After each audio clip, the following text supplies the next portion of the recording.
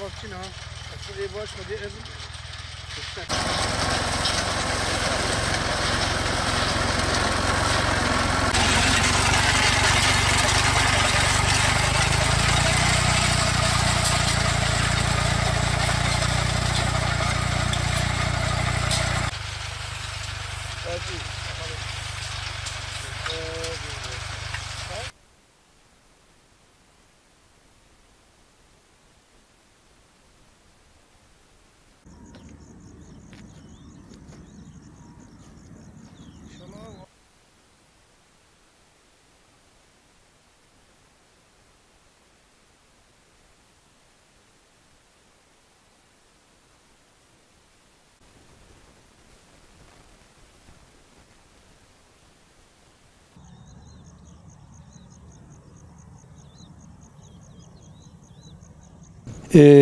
نيشك باشون إيصال باشن ووايمتشنينها وزوابون إجامي باتوسكن باتفاق وببلاء إن شاء الله وخداي تعالى بركته باوجه إيه جميع مسلمانا وإيه مجي زراعت يا خاص وعامية زراعت قوات نبا أمتف أم زراري دبينين قرأ أمتف جهفر دعاء بكن وججي همن دركتن بيشرجي و إلى صباح ورن أوجي إن شاء الله ده بازر وجاده أمي خلاص بكن يعني زراعتي خداي تعالى وصا شيكريه يعني ضعف دلال شيكريه يعني معرف خرجي شيك معرف نكار وصا شيك تجينا دورا صد دونمي ما إيجاره كريه وإيمي مالي ما كريه نيسك يعني صد دونم جواري هي ما شان ديه يعني ملكي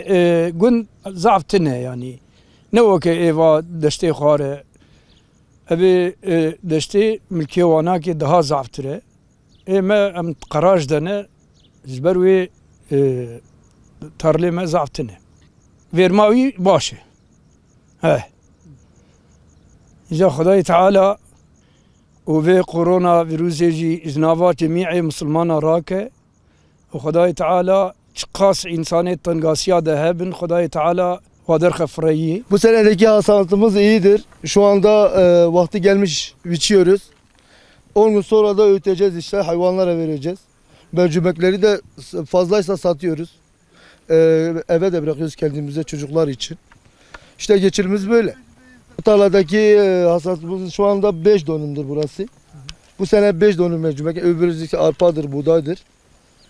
İşte geçimimiz böyle hayvancılıkla uğraşıyoruz. Bu sene barajdan dolayı ekinler geç çıktı biraz. Bir 20 gün geride çıktı. Gelecek sene erken ekmeyeceğiz bu sene. Biraz geç ekip de yani tam böyle vaktini tutsun diye vaktini ayarlayacağız inşallah. Allah bütün çiftçilerimize kolaylık versin. Allah işlerini rast getirsin.